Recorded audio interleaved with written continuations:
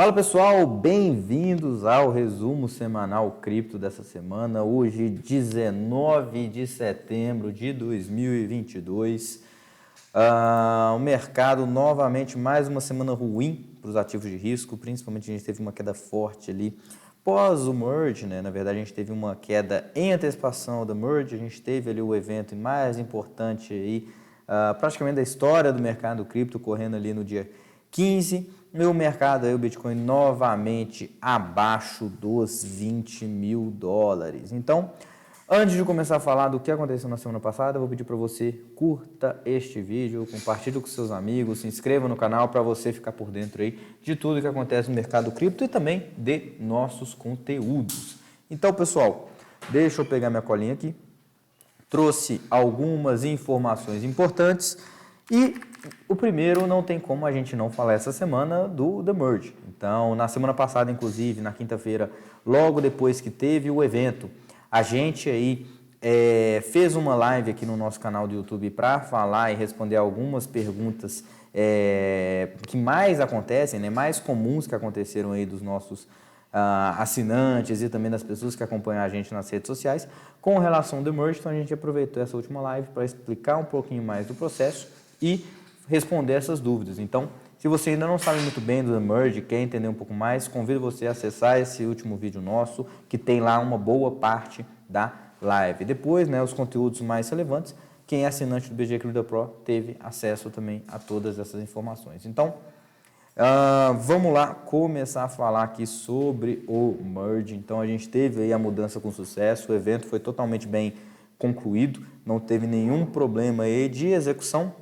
Desde então, do dia 15 ali de madrugada, o Ethereum já roda aí em uma rede totalmente de Proof of Stake. E a gente já falou, né, que um dos grandes aí pontos é que a emissão de Ethereum foi reduzida drasticamente. Desde o merge foram emitidos aí mais de 3 mil Ethereum como recompensa para os validadores, porém esse número teria sido bem maior se a gente estivesse falando aí do Proof of Work. Então, que a gente consegue até simular nesse site, Ultrasound Money. Se vocês gostam do Ethereum ou querem acompanhar mais o The Merge de perto, eu sugiro que vocês entrem nesse site, né? Então, olha só, como que no Proof of Work, uma simulação, da mesma forma que foram emitidos 3 mil Ethereum, se a gente estivesse ainda no modelo de Proof of Work, teriam sido emitidos 57 mil Ethers. Então, é uma quantidade extremamente relevante. E depois vocês podem brincar aqui também, né, simular aqui o Proof of Work, simular, ver as questões da taxa de queima e de emissão de Ethers, né? Até porque hoje ainda, né, muitas pessoas falavam do Ethereum deflacionário, a gente mesmo, a tese que a gente defende aqui dentro da BG, mas não adianta nada, porque só a redução da emissão não é suficiente para tornar algo deflacionário. Para algo ser deflacionário, a gente precisa ter uma queima maior do que a emissão. Isso é possível? É possível, mas para isso acontecer a gente tem que ter um aumento na atividade da rede, um aumento das taxas do base fee, quando a gente fala das taxas de transação, e aí sim a gente pode ter um Ether deflacionário e, consequentemente, isso ter um impacto de preço positivo aí por conta da redução da oferta. Então, com relação ao The Merge, é isso, né? Mas, e aí, vou entrar o gancho do episódio de hoje, como que a gente vai falar um pouquinho sobre o impacto disso teve no mercado. Então, era um dos eventos mais esperados. A gente sabe que o mercado ele não espera o evento acontecer para subir ou para cair.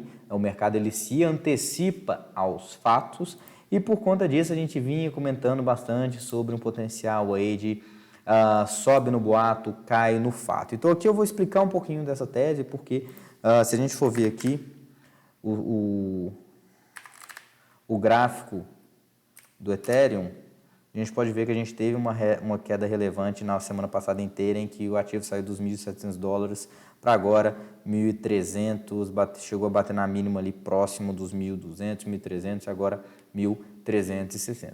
Tanto o Ethereum quanto o Ethereum Proof of Work, o fork está sendo negociado em algumas corretoras com queda relevante. E aí a gente se pergunta, né, será que realmente isso foi algo do tipo sobe no boato e cai no fato? Então, primeiro, pontos que a gente tem que se atentar. O mercado já tinha precificado boa parte do evento, principalmente aqui em julho até meados de agosto, que a gente teve uma alta aí de praticamente $1.000 até $2.000, uma alta da mínima para a máxima de mais de 100% à espera desse evento.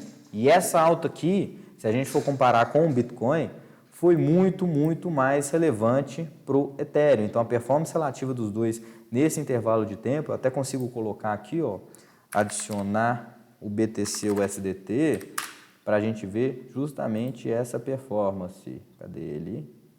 Opa, deu um... Pera. Não. Coloquei uma barrinha ali errada. BTC USDT.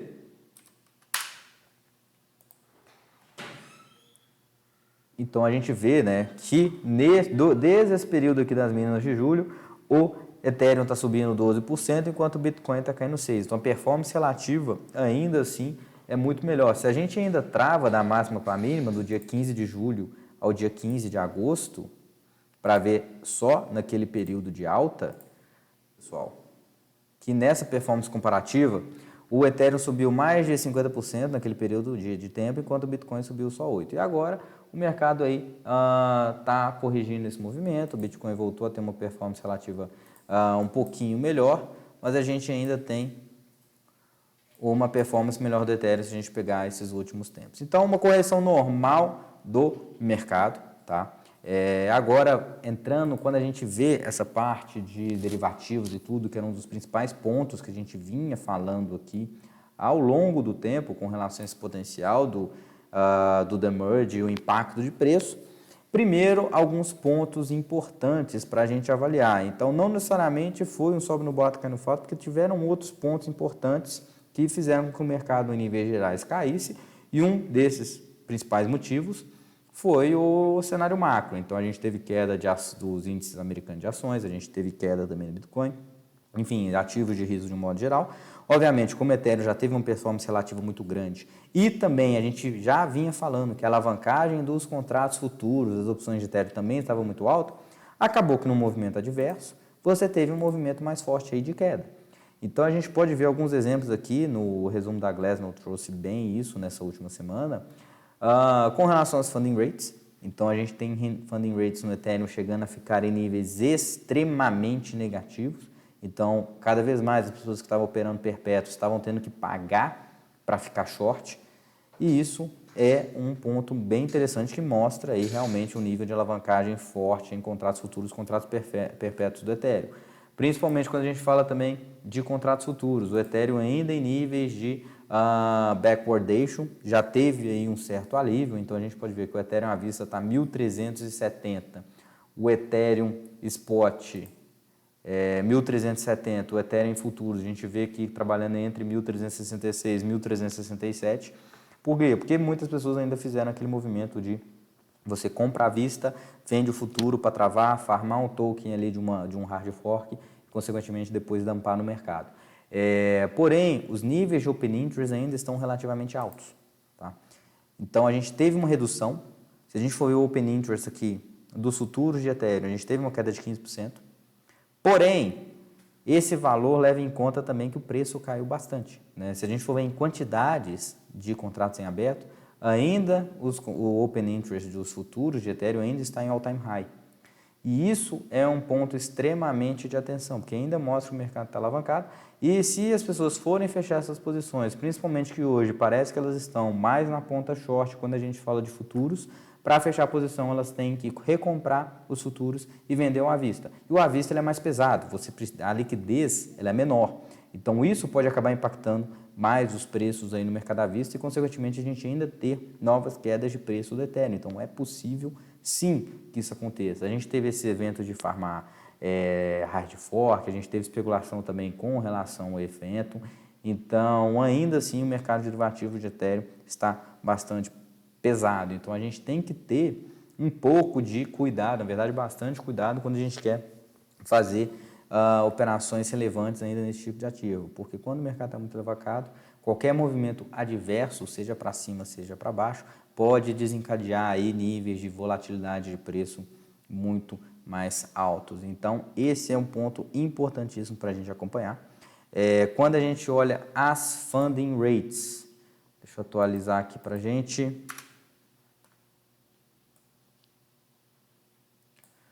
ainda em terreno negativo, então isso dá um certo tom mais positivo para a gente operar naquele sentido de contra a movimento de mercado, de modo geral, porque as funding rates, quando elas estão negativas, você tem um peso maior na ponta short, então se a gente vier a ter algum squeeze de algum lado, é para onde o mercado está mais pesado, então se o mercado está mais short, a gente tiver um squeeze, a gente pode ter um movimento de preço em que os shorts sejam liquidados, consequentemente o nível de preço acaba subindo, e a gente pode ver que não só do Ethereum, mas a maioria aqui dos tokens com funding rates negativas. Então, um ponto importante também. Fora que o Crypto Fear and Greed Index também está em terrenos de extremo medo.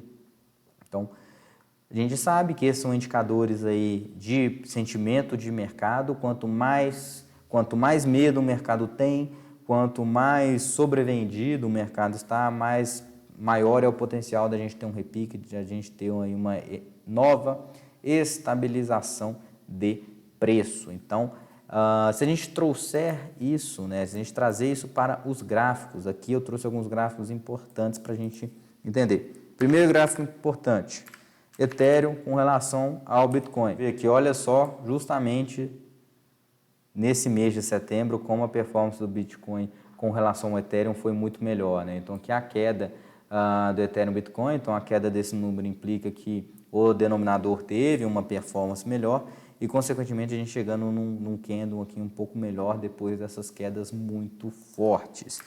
Tanto Bitcoin quanto Ethereum estão em níveis de suporte relevantes. Hoje o Bitcoin, inclusive, está mostrando um candle de força bem interessante nesse martelo aqui, nessa zona de suporte aqui, que é um suporte extremamente forte. A gente bateu 1, 2, 3, 4, 5 vezes ali próximo da zona do 19 mil.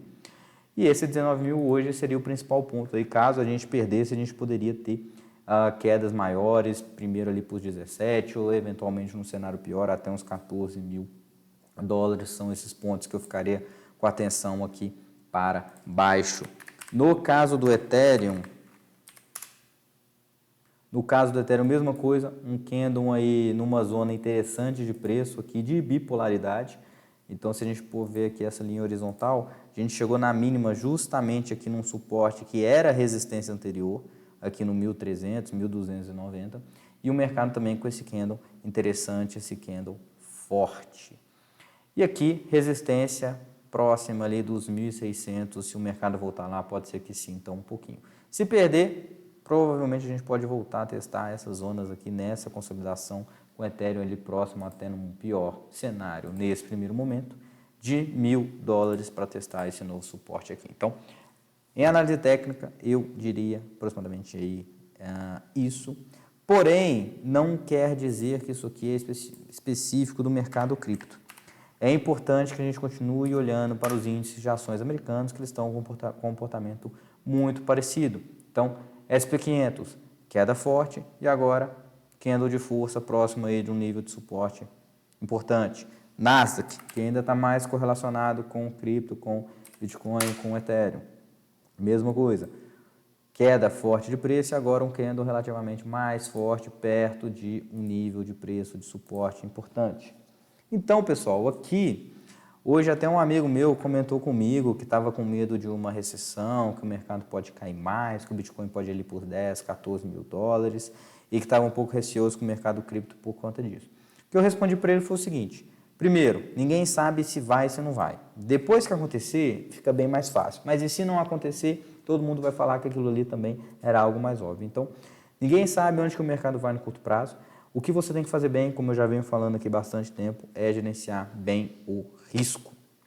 Então, não tome movimentos bruscos de preço de mercado se você não sabe bem muita coisa que vai acontecer. Então, beleza, você está ali num gráfico, você está vendo um ponto de suporte, vai perder aquele suporte, mas aí a gente vai ter na quarta-feira agora decisão da taxa de juros nos Estados Unidos e o Powell vai falar. Então, às vezes, está tudo mostrando alguma coisa, acontece algum dado econômico que hoje está movimentando bastante os preços de mercado no curto prazo, e aí o trade vai para o outro lado e desconfigurou tudo. Então, isso tem grandes chances de acontecer. Claro que o mercado vai precificando, que o gráfico mostra que os investidores estão precificando, já antecipa aí esses movimentos de preço. Porém, novamente, Nada no mercado é óbvio. Então é melhor você se montar uma estratégia, seja de curto, médio e longo prazo, e seguir rigorosamente essa estratégia. A gente aqui na BG, a gente tem uma estratégia ali, cripto long only, para a gente operar no médio, longo prazo, e o mercado já caiu 70%. Então agora eu quero montar minhas posições, porque eu estou pensando daqui 2, 3 anos, que o mercado vai estar no nível de preço, na minha visão, com um potencial de estar bem maior do que está hoje. Claro que vai depender de vários fatores, principalmente fatores macro. Porém, se eu estou seguindo essa estratégia, eu quero comprar cada vez mais que os níveis de preço estiverem baratos. Então, se o mercado cair, beleza. Eu vou administrar os níveis de caixa das minhas estratégias, das minhas posições. Se o mercado cair, eu vou consumindo esse caixa. Se o mercado for subindo, eu vou fazendo mais caixa, vou realizando lucros e por aí vai. No longo prazo, eu quero superar o Bitcoin, quero superar o Nasdaq Crypto Index e esses índices de referência. Então, não tentem adivinhar para onde que o mercado está indo, porque esses dados que vão sair, eles podem ser, primeiro, mais positivos ou mais negativos, e o mercado pode interpretar eles de forma ainda diferente do que você, por exemplo, interpretaria, e aí, obviamente, você pode ter um movimento adverso de preço. Então, operar no direcional, tentar acertar o time de mercado ainda é muito perigoso. Inclusive, ocorre um grande risco de você estar certo na hora errada. E se isso acontecer, você está errado. Porque o importante nesse caso é você ganhar dinheiro com o seu trade. Então, igual esse amigo comentou, às vezes ele está esperando lá que venha uma recessão que o mercado cai. E aí ele vende as posições dele, fica totalmente líquido aí, ou até entra vendido. E aí o mercado agora está numa zona de suporte, volta lá para cima, e aí sobe 10, 15%. Aí todo mundo começa a ter um discurso um pouco mais construtivo. Ele se arrepende daquela posição de venda, ele compra tudo novamente 15% mais caro, depois o mercado volta a cair. Então aí ele tomou 2 vezes nesse movimento. Isso é comum, isso acontece bastante, principalmente quando a pessoa é levada um pouco mais às emoções. Então, minha estratégia agora permanece muito simples, mantenho o meu nível de caixa ali nas nossas estratégias, e se o mercado cair mais, principalmente Ethereum, se a gente vê um movimento de queda mais forte, uma desalavancagem mais forte no mercado, e aí a gente ter um nível de queda de preço maior, provavelmente eu devo realizar mais compras aí para as nossas estratégias. Então, essa é a minha visão, né? Essa semana muito importante aí, principalmente na quarta-feira, com decisão de juros nos Estados Unidos, e a gente também vai ter aí o Powell falando que é mais importante do que a decisão em si, né?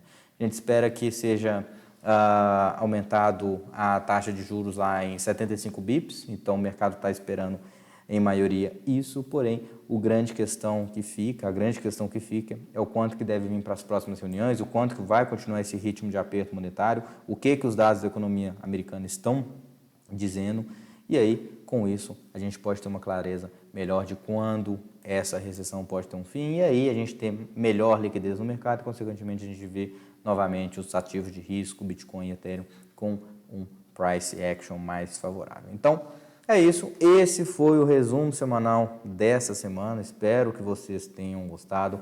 Deixo aqui meu convite novamente para que vocês vão lá e confiram o BG Crypto Pro, nosso produto de assinatura em que a gente tem nossas carteiras aí, nossas estratégias, temos lives semanais, temos fóruns de discussões em que a gente posta bastante conteúdo interessante sobre esse mercado. Só R$ 39,90 por mês, então praticamente aí dado. E eu vou deixar o link aqui na descrição desse vídeo, convido você a dar uma olhadinha lá. Espero que você aí siga a gente no canal, curta esse vídeo, compartilhe com seus amigos, que é bastante importante para a gente. Então, um abraço e até o próximo vídeo.